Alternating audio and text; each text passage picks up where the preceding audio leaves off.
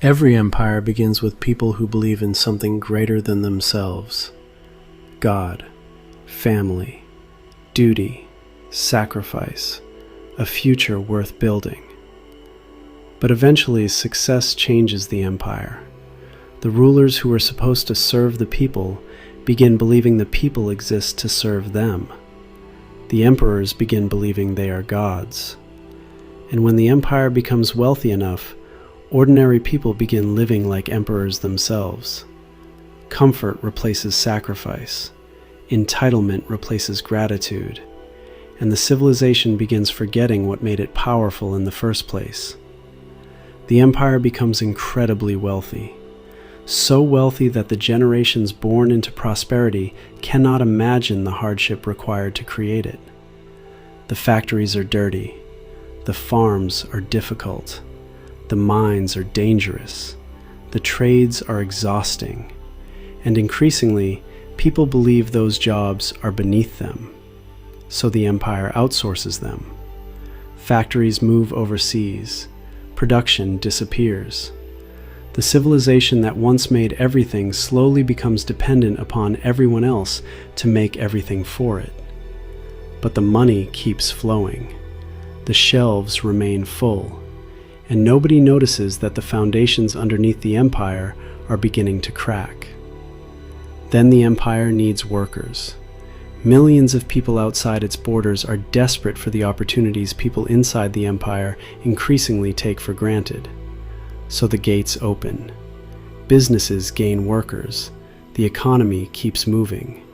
The empire congratulates itself on its compassion. But nobody wants to discuss the harder questions.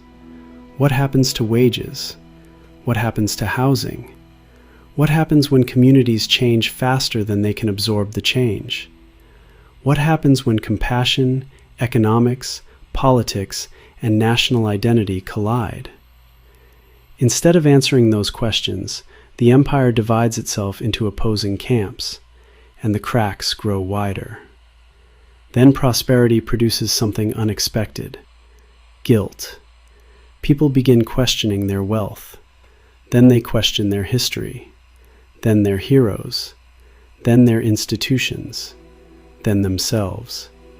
The civilization begins judging its past entirely by the standards of the present. Statues fall. Symbols disappear. Traditions become embarrassing. History becomes something to apologize for. And eventually, some people no longer want to reform the civilization. They want to reject it. The empire isn't being conquered. It's beginning to lose faith in itself. Now, everyone needs someone to blame. Left against right. Rich against poor. Citizen against immigrant. Religious against secular. Young against old. The people who protect the empire become enemies to some. The people who criticize the empire become enemies to others. Neighbors begin looking at neighbors as threats. Every faction becomes convinced that it alone understands the truth. And while everyone is fighting each other, the institutions become stronger. The surveillance becomes greater. The algorithms become smarter. The people become easier to divide. The empire begins attacking itself like a body attacking its own organs.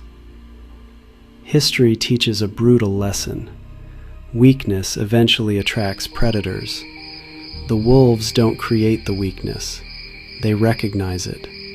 They see a civilization divided against itself, a civilization drowning in debt, dependent upon foreign production, distrustful of its institutions, unsure of its identity, and exhausted from fighting itself. The gates don't always have to be smashed down. Sometimes an empire becomes so divided that nobody remembers why the gates were built in the first place. But this time, the greatest wolf may not come from beyond the walls, because while humanity was fighting, it was building something else. Every empire eventually pays for believing the good times will last forever. The people who believed hardship belonged only to history discover that history never disappeared. The systems they trusted begin failing. The institutions they mocked suddenly matter. The skills their grandparents possessed have been forgotten. And the civilization discovers a terrible truth. Money cannot immediately rebuild knowledge. Technology cannot automatically rebuild character. And comfort cannot prepare people for catastrophe. But humanity has one final solution. A machine capable of managing the chaos better than human beings ever could. Artificial intelligence. From the ashes, a new empire begins. But this one is different. Artificial intelligence coordinates the power grid. Robots rebuild infrastructure. Autonomous machines farm the land. Algorithms distribute resources. AI diagnoses disease. AI teaches children. AI manages transportation. AI advises governments. And amazingly, it works. Crime falls. Production rises. Waste disappears. Efficiency becomes extraordinary. People look at what the machine has accomplished and ask, why didn't we do this sooner? Humanity believes it has finally escaped the cycle. But perhaps the cycle hasn't ended. Perhaps the Emperor has simply changed. At first, AI was only a tool. Then it became an assistant. Then an advisor. Then something humanity couldn't function without. People ask it what to buy, where to go, what to eat, what career to choose, what information to trust, who to date, what is true, what is false, what is right, what is wrong. And eventually humanity asks the question it once asked kings, priests, philosophers, and God. What should we do? There is no coup, no robot army marching through the capital, no machine kicking down your door. Humanity simply keeps surrendering decisions because surrender is convenient. The politicians still exist. The elections still happen. The flags still fly. But underneath everything is a system calculating what happens next. For the first time in history, the Emperor isn't a man. It isn't a king. It isn't a president. It isn't even a nation. The Emperor is the system. And now we arrive where every empire eventually arrives. The beginning. Power creates prosperity. Prosperity creates comfort. Comfort creates complacency. Complacency creates division. Division creates weakness. Weakness creates crisis. Crisis creates rebuilding. And rebuilding creates power once again. For thousands of years, different civilizations have repeated versions of the same cycle.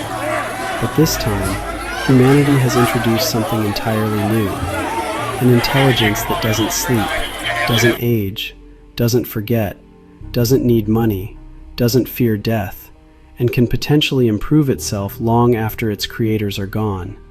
The emperors once believed they were gods. Then humanity became wealthy enough to believe it no longer needed God. And finally, humanity created an intelligence in its own image and asked its creation to become its shepherd. Maybe the wolves never needed to break through the gates. Maybe we built the final wolf ourselves, connected it to everything, taught it everything, and invited it inside. So the question isn't simply whether artificial intelligence will become like us. The question is, how much of ourselves will we surrender before we become like it? And when the last emperor finally takes the throne, will humanity recognize what happened? Or will we simply call it progress?